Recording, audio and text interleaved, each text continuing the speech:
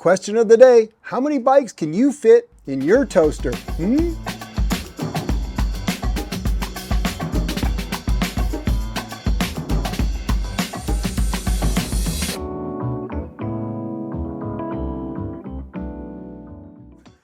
Well, if the answer is none, you're right, because I'm not talking about this kind of a toaster.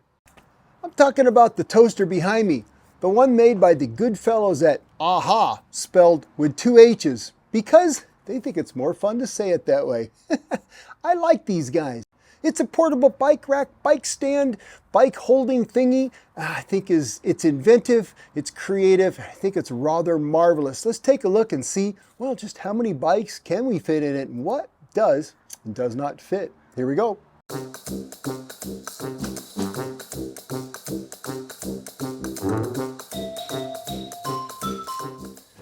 Bike number 1, fairly heavy e-bike for pulling the dog trailer with a rear fender. No problem. In the toaster.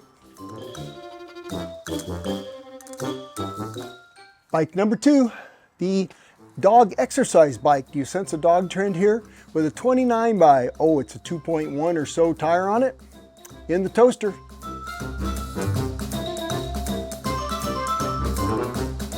Project Curly. That's a 27.5 by 2.8 plus tire. In the toaster. Toasting quite nicely. Skinny tired road bike, happily toasting away. Now with every rack, you get 2 reducing brackets, shall we say, little inserts that snap into the slot on the rack.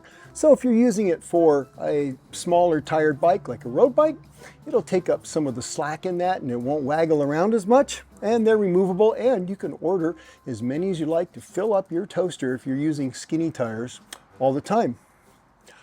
Bike number 4, happily toasting away to a nice crusty brown. Finally, bike number 5, 42mm gravel bike, happily in our toaster. All that's left is, well, maybe some nice preserves or a lovely jam, wouldn't you say? Peanut butter, you say? Fine, bring it, because I think the AHHA toaster is going to make you happy one way or another. But let's take a look at some of the details on it, how it sets up, kind of what it's made from, etc., etc. And first, I've got to put all these bikes back. The AHHA toaster is elegantly simple. It is all made of metal for one thing, so it should last a good long time. It doesn't weigh a lot. I weighed it at 15 pounds, and really 15 pounds is enough for just about anybody. Carry it around, isn't it? It's very thin. You can see from the side it folds up nice and flat. So transporting it in the back of a truck or in an RV or in the team van or whatever, well, you could do a couple of these in a very, very small space. Really very, very clever execution, and construction looks top-notch. Setting it up couldn't be more simple. Lay it down on the ground, grab the front of it or the top of the handle of it, wherever you want to say, pull it up nice and easily, and it clicks into place. And it's not going anywhere. There's a small release latch here, the little catch that keeps it in place. Very, very simple to push it, release it, and it slides back down. Bob's your uncle. On this side, there is a lock. And you can see there's a little label that says, "Hey, lock me."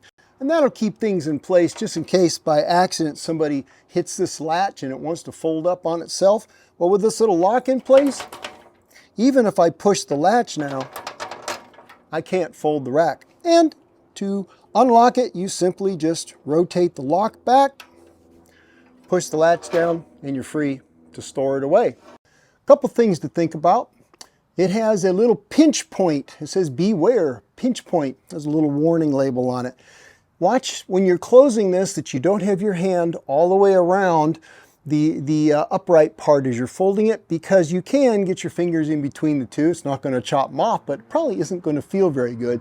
And there is a warning label that says, "Hey, be careful." And if you're foolish enough to not pay attention to that, well, maybe you deserve to have your fingers pinched a little bit. But you don't want to do that. So watch how you do it. Just keep your hand inside on the little handle. Simple to do. And then when you fold it, there will be no ouchies. Now, I've used this in my garage just to store bikes, just to keep them from leaning against stuff. Isn't there like a website or an Instagram page or something that's like pictures of my bike leaning against stuff. I think that's hilarious. Well, you know, that doesn't always work so well. Sometimes things fall over, bikes don't have kickstands. I've used this in the garage just to keep them stored and keep them organized. I think it's excellent.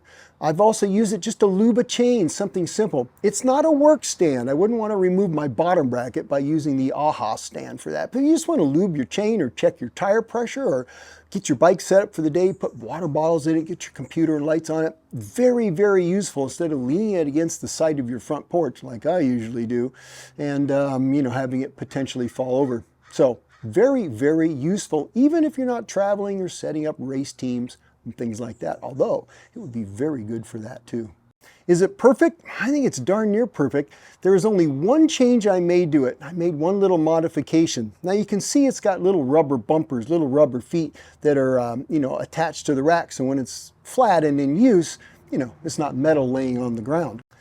But I noticed that on the bottom of the AHHA, when I'm folding it, I'm carrying it, and it's all folded up, and I set it down, it's just bare metal, which bugged me because if I'm setting it down someplace, I don't want to scratch it. It's too pretty.